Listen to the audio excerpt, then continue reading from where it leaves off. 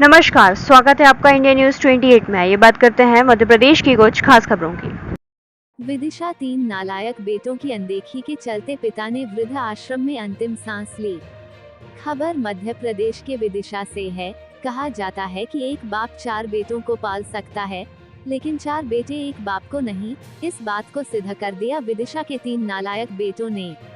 अपने 4 निजी अखबारों का प्रकाशन कर किसी जमाने में पत्रकारिता जगत में अपनी एक अलग पहचान रखने वाले विदिशा के पत्रकार वृद्ध आश्रम में चल बसे।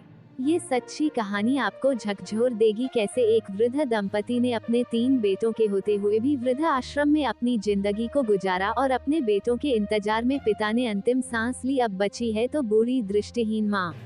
अपने 4 निजी अखबारों का प्रकाशन कर किसी जमाने में पत्रकारिता जगत में अपनी एक अलग पहचान रखने वाले 85 वर्षीय मोहनगिरी निवासी गणेशाराम पिछले 1 वर्ष से मध्य प्रदेश के विदिशा जिले के पुराना जिला चिकित्सालय परिसर में संचालित श्री हरि वृद्ध आश्रम विदिशा में अपनी दृष्टिहीन पत्नी के साथ वृद्धावस्था का अंतिम समय गुजार रहे थे।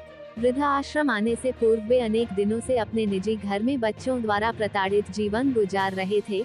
वृद्ध आश्रम की टीम को सूचना मिलने पर उन्हें सपत्नी वृद्ध आश्रम में प्रवेश दिया था, परंतु बच्चों ने फिर भी वृद्ध आश्रम में आकर मिलना उचित नहीं समझा था। उनकी पत्नी भी दृष्टिहीन है, आश्रम प्रबंधन ही उनकी सेवा कर रहा था। दोनों पति पत्नी एक दूसरे के सहारे जीवन काट रहे थे। गणेशाराम अनेक दिनों से बीमार थे, उन्हें कई बार जिला चिकित्सालय में उपचार हेतु भर्ती कराया। दिनांक 24 नवंबर को उनकी तबीयत अधिक खराब होने पर उन्हें जिला चिकित्सालय में भर्ती कराया, जहां से उन्हें मेडिकल कॉलेज में राफा किया, जहां वे जिंदगी की अंतिम जंग हार गए। वृद्ध आश्रम में रहते हुए कई बार अपनों को पुकारते रहे, लेकिन उनकी अंतिम सेवा हेतु कोई नहीं आया। 3 बेटों का पालन पोषण कर बड़ा किया, उनकी शादियां की, पर बड़े होकर वही बच्चे और बहू उनको नहीं संभाल सके। वृद्ध आश्रम की अध्यक्ष श्रीमती इंदिरा शर्मा और संचालक वेद प्रकाश शर्मा के साथ आश्रम की पूरी टीम ने उनकी खूब सेवा की। वृद्ध आश्रम की टीम ने उन्हें जिला चिकित्सालय में उपचार हेतु भर्ती कराया गया एवं उनके बेटे को सूचना दी। हालांकि गणेशराम ने उनकी मृत्यु की सूचना बच्चों को देने का मना किया था, फिर भी मानवीय आधार पर आश्रम प्रबंधन ने बच्चों को सूचना दी, जहां दोनों बेटे अस्पताल पहुंचे और गत दिवस शाम के समय मृत्यु होने पर परिजन देहदान हेतु राजी नहीं होने के कारण उनके बेटे और पत्नी को उनका जो भी सामान था उसके साथ उनका पार्थिव शरीर अंतिम संस्कार हेतु सौंपा गया और आज उनका मुक्तिधाम में अंतिम संस्कार किया गया। अब गणेश राम जी की पत्नी श्रीमती कमला बाई अहिरवार बिल्कुल अकेली रह गई हैं। दोनों पति पत्नी ही एक दूसरे का सहारा व संबल थे। इंडिया न्यूज 28 के लिए जिला ब्यूरो चीफ राकेश जैन की रिपोर्ट। गिरजियस छोटा वाला लड़का मारता है। रात को 2 सपाटा मार दे मेरे गाल में खींच के मारे और 2-3 ने मारे थप्पड़ और फिर सुबह मारे थप्पड़। जब तो हम गए कहना माँ की है कि तुम्हारे क्या देखने मारो मत मैं कहा बड़ा मारा 2-3 बड़े मारे हाथ तोड़ दा मार दा बा सब कुछ कर दा बा सुधरत नहीं है वो अच्छे हो जाते थरे से हो जाते वो बताइए दूसरी पोजीशन ही नहीं है ना। अब हमारी चिंता का विषय ये है कि ईमानदारी से जो मंझला वाला बच्चा है वो दिमाग खराब बात उसको सुबह से मेंटली डिस्टर्ब है और उसी के नाम पेपर है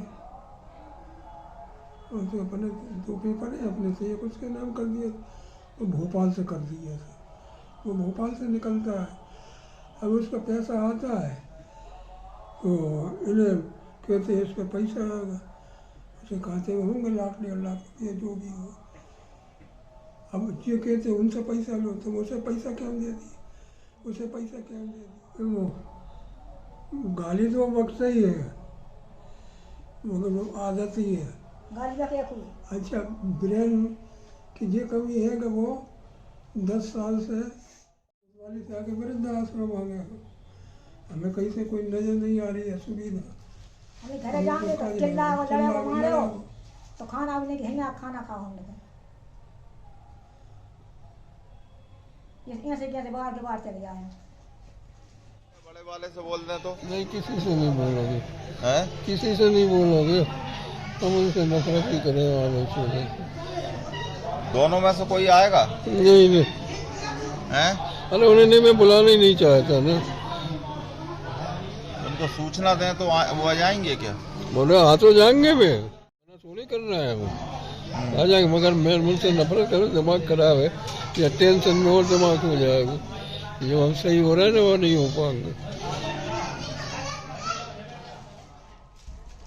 पैसा दो हमने लाने, अब है नहीं, हम कहाँ से देंगे? हमने बोल दे के हो जाएंगे तो देंगे तो पैसा, तेरे मकान प्लाट नाम करा तो कर देंगे भैया, हो जाएगा तो। अब बड़े मोड़ा फूट लगो तो पेड़ से दबा को नाम हो। अब हम मेरे प्लाट में बसियतनामा कराओ तेरे नाम। अब कहने बसियतनामा तो जैसे ये थी रजिस्ट्री कराओ, तब रजिस्ट्री कराने पैसा होंगे तो हम करा देंगे तेरी। मकई ना करके प्लाट है वो। शादी कराओ मेरी, मैं बेकार औरत को रह रहा हूँ, मैं अकेले रह रहा हूँ, तुम मेरी लोग आई नहीं है तो उठा कर डंडा ले लेके आओ, माँ डंडा नहीं मार पाओ, चाटा मार दे, गाली रखे हो।